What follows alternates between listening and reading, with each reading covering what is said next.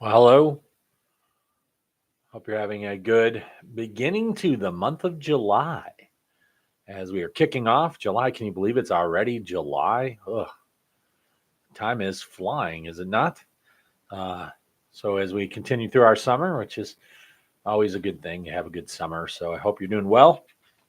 I need to update you on my situation. If you haven't heard, had a doctor's appointment yesterday and been having some pain on the side, and they have diagnosed me with a very large tumor on my kidney. Um, and so tomorrow I start my oncology and meet with my oncologist and start the process. They're pretty confident that there's a high possibility it could be cancerous, and so it's very large. But it is what it is. There's nothing I can do about it. And so, outside of praying and trusting in the Lord, it's a great lesson for what we're talking about in Genesis, though, because um, there is no guarantee in the Bible that you won't face tough times because you're a follower of God. As a matter of fact, the only promise he has in all of Scripture is that he'll turn it to good somehow. That bad is because of the evil in the world, because of sin, that book of Genesis. The environment's been dying since Genesis, and we have been dying since Genesis, and we've got diseases and sickness and all kinds of things that come into play as a result of that sin that started in the book of Genesis. And so you'll know as we kind of lead along in life, there is no guarantee we won't face tragedy. Some apparently face less than others, and that's not because they're good or bad. And it's not because God is protecting them or not protecting them. Uh, there is an element of God's plan in the whole thing. God does not plan evil. So don't jump on that bandwagon that people are sick because of their decisions. Now there are some that, obviously if you smoke, you get cancer. You can't say that your decisions didn't have a part of that. You sleep around and get a venereal disease, right? So there are obvious things that create problems in your life, but there are some things like cancer. And some of these things, there's nothing, right? They don't even know how I got it. I don't have it in my history. I don't have it in my family. Right now, they don't even know what's going on in my life. So, and that's fine. Uh, but you know, God does have a plan though. He's working through things, even though evil is going to happen and things are going to happen and disappointment, diseases, illnesses, sickness. God can turn it to good and make it amazing in your life, even though you suffer. Paul had it in the Bible. Jesus suffered. All of the disciples suffered. Not a single biblical character got through unscathed without an issue and had just a wonderful life. Um, all those things do happen, and that's just part of life. And so we're chugging along. We'll keep the church updated. We're going to send out a prayer thing today, asking the church to pray like we do for anyone who is having what I'm having, and we'll just keep rolling, right? No matter what they say. I have a mission on this earth to achieve, and I'm still going to achieve it until I no longer can achieve it. So I appreciate your prayers, but we'll just keep moving on, keep you guys updated on what's going on. Church is doing great. Things are, as we get ready for July 4th weekend, I'm kind of excited about the things that are going on. And we're just keep moving, right? Ministry center's moving along. People are working in that, getting that done, and God is providing. And we're just kind of excited about what God is doing. And we'll see what he does through everything else. Our Bible study, of course, we're continuing through, and we're hitting the chapter of Genesis 36 this week. And this is more of once again, a genealogy before we get to Joseph, kind of an update of what's been going on. So we'll probably breeze through this chapter a little bit quicker than normal to get to the next several chapters, which begin to unpack the rest of the book of Genesis with one central theme story.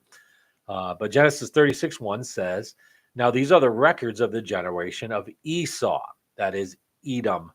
So Esau took his wives. Remember, we have Jacob and Esau. Esau is the innocent person in this whole situation, in my opinion.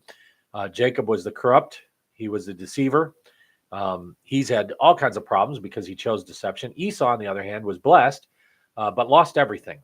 That's another example of just being good doesn't necessarily mean that evil will not happen to you. Uh, so Esau took his wives from the daughters of Canaan, which he wasn't supposed to do. Ada, the daughter of Elon the Hittite, and Oholibam, the daughter of Anna, and the granddaughter of Zibeon the Hivite.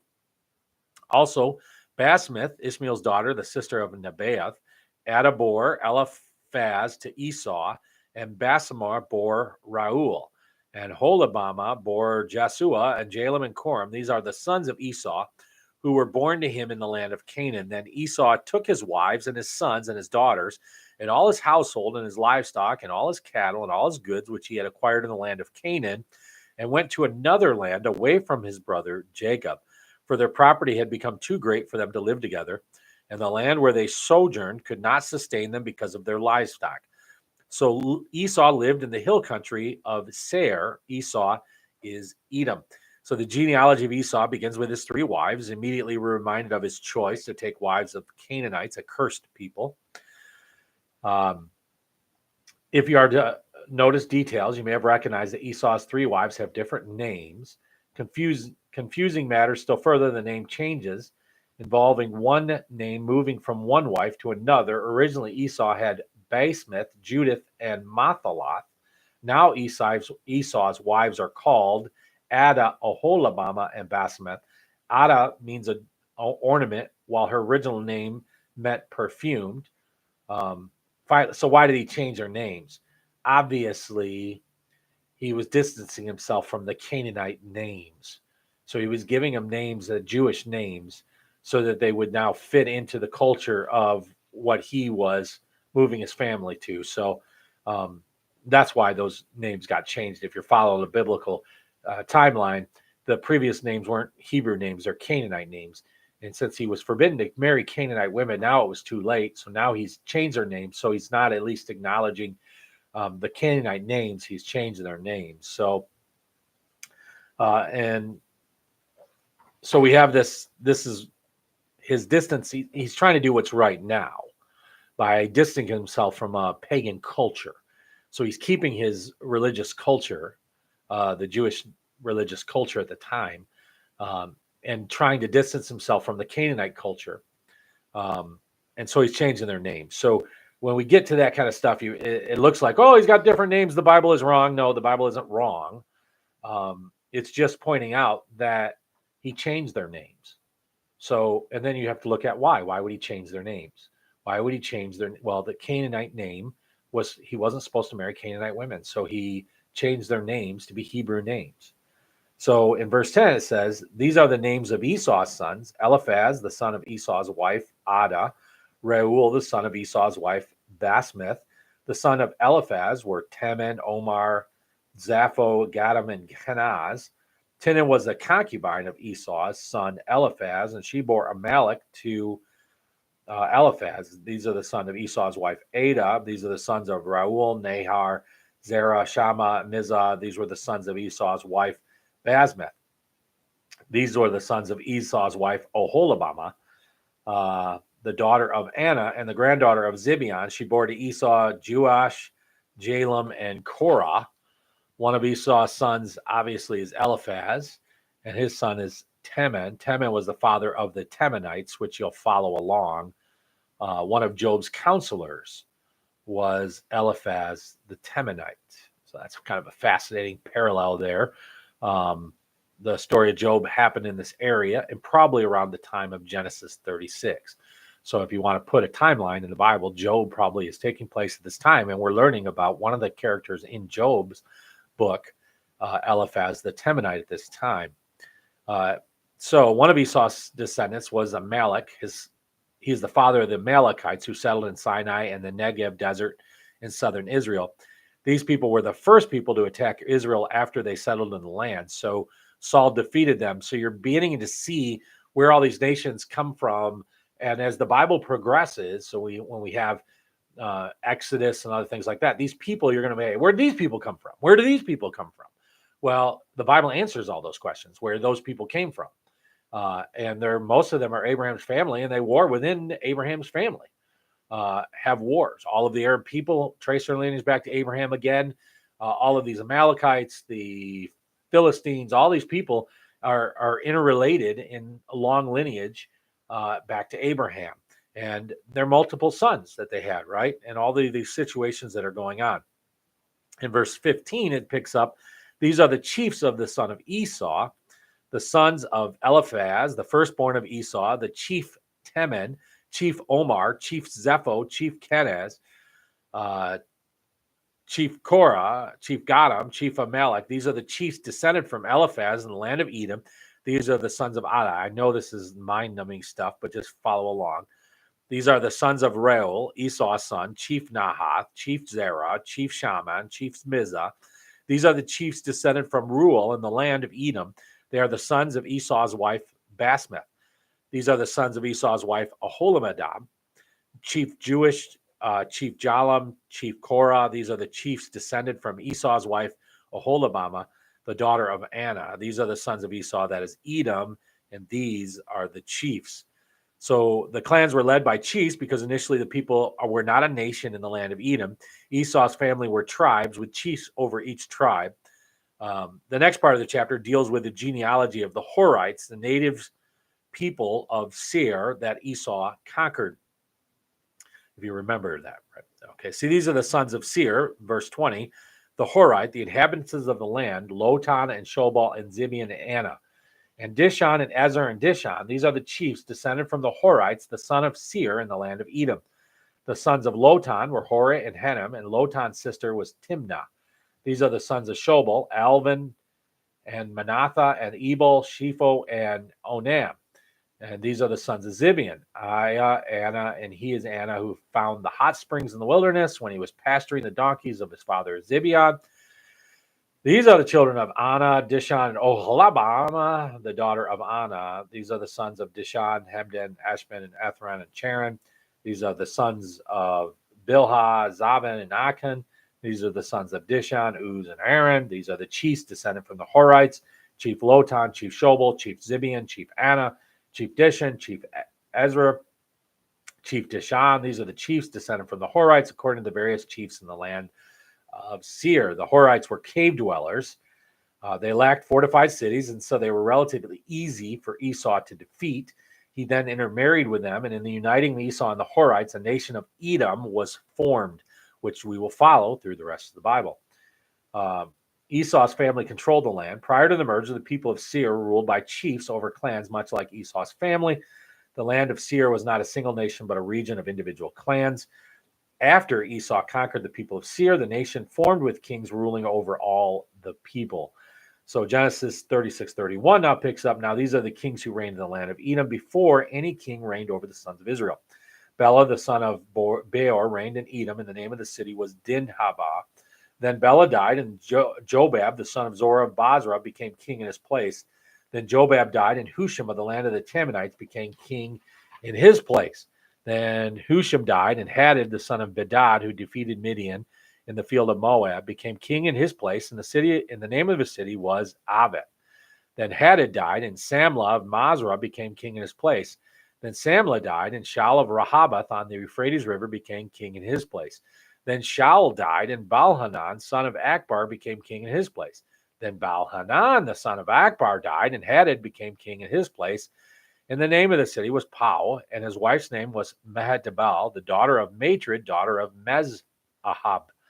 Now these are the names of the chiefs descended from Esau, according to their families and their localities by the names: Chief Timnah, Chief Alva, Chief Jephthah, Chief Oholibamah, Chief Ella, Chief Pinon, Chief Kenaz, Chief Tamah, Chief Mizbah, Chief Magdalah, Chief Aram. These are the chiefs of Edom, that is Esau, the father of the Edomites, according to their habitation in the land of their possession.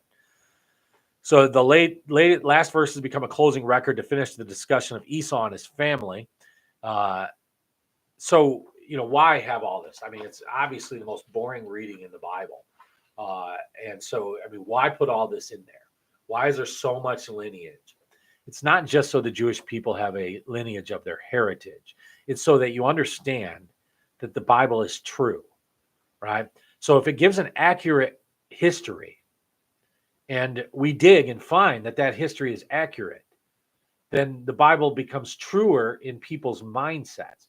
So you may think this is mind numbing, but the reality is, as they continue to dig in Israel and places around Israel, they begin to find cultures they didn't know existed because they had not read the Bible. And then they find out those cultures' names, and lo and behold, it's found in the Bible. The Bible is always true when it's recordings of all this stuff. And so the Bible is giving them history. So when they stumble later on down the road, they go, what is this Elihu group? Where are they from? Well, Elihu is from Esau's side of the family. So he had his third wife. And so they can know where all these people come from. And now you'll know where they come from because you'll also know that they play a major role in the rest of the Bible. And so you'll get an idea of where all these tribes, all these people, all the nations come from that are mentioned in the rest of the Bible. It fills in all the gaps. There's no mystery. So when they go to war against the Philistines, people are like, who are the Philistines? When they go to war against the Edomites, people are like, who are the Edomites? Well, if you read Genesis, you'd know where all those people came from. And you would know where all they are and where they are sitting at the time that Exodus takes place. And now we have the story of Joseph in chapter 37. And these are some of the great stories of the Bible, but very hard to understand. I mean, it's some brutal stuff. And as you know, we have Jacob's 12 sons and the chaos going on in Jacob's life, the deceiver. So we've finished off Esau's life, and Esau is not mentioned anymore, except for his ancestors and what they do when they war against Jacob's ancestors. So, but we pick up now, Jacob lived in the land in chapter 37, where his father had sojourned in the land of Canaan. These are the records of the generations of Jacob. Joseph, when 17 years of age, Joseph was pasturing the flock with his brothers while he was still a youth, along with the sons of Bilhah and the sons of Zilpah, his father's wives. And Joseph brought back a bad report about them to their father. Now, Israel loved Joseph more than all his sons. They have not learned yet, because he was the son of his old age, and he made him a vari-colored tunic. Then his brothers saw that their father loved him more than all his brothers, and so they hated him and could not speak to him on friendly terms. So we see a couple things that take place right away in chapter 37. So we get back to Jacob's family, who's now living in the land of Canaan, and we immediately enter in the story of Joseph. And as you know, Joseph was from Rebekah, the loved wife. Leah, remember, was not the loved wife. She gave him the majority of his children. But Joseph had a wife he loved, Rebekah, who only had 2 children. You'll see it as Joseph and Benjamin. Those are the only 2 children she had. And apparently he loved Joseph more than any of the other brothers, and bought him a coat of many colors, which of course became a movie. But that's not the point. The point of it is that he favored him so much so that everyone acknowledged that. So it wasn't hidden. He loved Joseph more than anyone else. And because of that, his brothers could not even speak to him on friendly terms. Now, I don't know if you've ever been to the point where you're so mad at somebody or so bothered by somebody that you cannot even speak on kind terms with that individual. But we see a lot of what family dynamics here that Jacob has no control over his family, and he has created so much chaos. He has not learned from his own mother, who favored him over Esau and created family dynamics where she encouraged him to be deceitful and corrupt and cheat his own brother. And Jacob has not learned. He didn't learn at all from this. He went home. He favored a wife over another wife. He now favors children over other children instead of loving them equally. And I know that, and please don't misunderstand me, because I know it's impossible to love everybody equally, right? You're always going to have kids you favor more than you favor other ones. And not because you love them more, but just because at certain times you're getting along better with them. But this isn't what this situation is. It's not that the other brothers were causing problems. And Jacob was like, I'm just not getting along with these other brothers. Your other brothers here. No, Jacob was actually choosing to love one and not love the others. So it's sad. I mean, think of what it would have been like to be one of the other brothers. I mean, here you are doing everything to help your father, and you're doing everything right, and your father refuses to love you just because of who your mom was. The fact that he was tricked into marrying Leah. Well, that's not fair. What's that got to do with the kids? Right? So here we have Jacob treating his kids horribly and a nasty situation taking place. And this unfolds to some very bad stuff that happens to some very innocent people in the story. And it's just a sad situation. But it also goes to show you that if you don't deal with your emotions, things can actually get out of hand. And they can get out of hand in such a way that it creates major problems for you. When you get to the point where you can't say something nice about somebody, bitterness has set in to the point where you actually hate that person. And hate is condemned in the Bible for that very reason, that it causes you to do things that are unbiblical and ungodly. You got to be careful with how you look at other people and how you allow that seed to plant inside your soul of negativity towards that person. You got to deal with it. His brothers should have dealt with it. They shouldn't have let it go. The dad should have never done it, but now that it's done, they could have tried to resolve it, make friendships, figure it out. But instead, they do like a lot of families do, and they pretend like nothing's going on. That's the worst thing you can do. Because if you start pretending like nothing's going on, it will eventually blow up. You have to learn to deal with things. And, in history, we have learned this multiple times throughout the life of history, right? You just look at Hitler. You look at Stalin. You look at these people who have done so much evil in the world around them. And the fact that other countries just allowed it to go on. You can say whatever you want about America, but America has been the country that has not allowed evil to go unchecked. And we get a lot of heat for that because we mess with other countries, right? So people are upset. Well, you bombed Iran. Iran is an evil regime. It's no different than if we would have just dealt with Hitler in the beginning instead of allowing Hitler to build and build and build and build. If you don't deal with evil, especially in your own heart and soul, it always gets worse. It never gets better. Burying it has never been the solution. You'll never find anyone that said, you know what? We just ignored the evil and, well, it went away. That's never the story. The story throughout history and the story of everybody is if you don't deal with it, it gets worse. And this story gets much worse because of the fact that everybody is pretending like nothing is going on and that there's no evil going on. And they are just getting bitter and more hateful and more mean.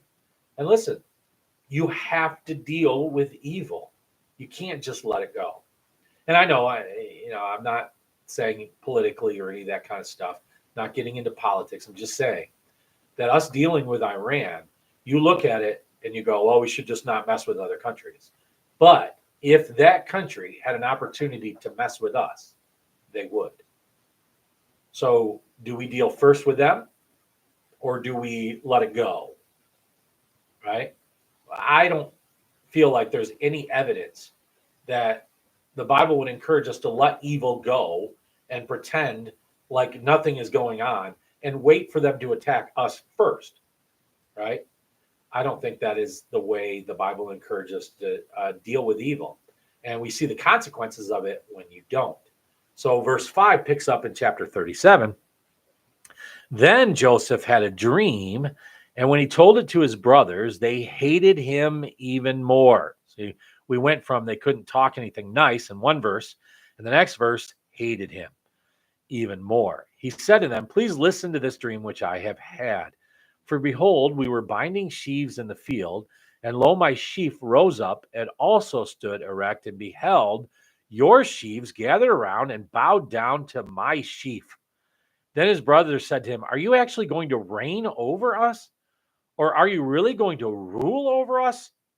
So they hated him even more for his dream and for his words. So Joseph experiences a dream so powerful and vivid, he feels the need to share it with his family. I don't know if he just is clueless to the fact that all of his brothers hate him, but you pretty much figured it out. If no one's talking to you kind, you can pretty much figure out there's some family dynamics going on. But I don't know if he's just ignoring it or what. Each brother is binding a sheaf of wheat in the field. And a sheaf of wheat, if you see a sheaf in a field, it's the stand right bunch of wheat together. And the sheaves of Joseph's brothers bowed down to his sheaf. Symbolically, the sheaves represent the persons. So the clear message in the dream is that someday the brothers would accept Joseph's ruling over the brothers. Now, I don't know about you, but if you had a sibling who mom and dad loved more than everyone else, and then he came to you and said, hey, someday I'm going to rule over you, and you already hate him, I'm sure this is not making the relationship better. And I would not encourage Joseph to open his mouth. But I don't know if Joseph is just like, hey, this is what it was, so I'm just telling you about it or what. But you can see his brother's response is not, oh, good, you're going to rule over us someday. We're happy about that. Well, good for you. Congratulations on your promotion. No, the story was told. The dreams obviously are throughout the Bible. And the dreams continue in verse 9. Now he had still another dream and related it to his brothers and said, lo, I have had still another dream, and behold, the sun and the moon and 11 stars were bowing down to me. He related it to his father and to his brothers, and his father rebuked him and said to him, what is the dream that you have had?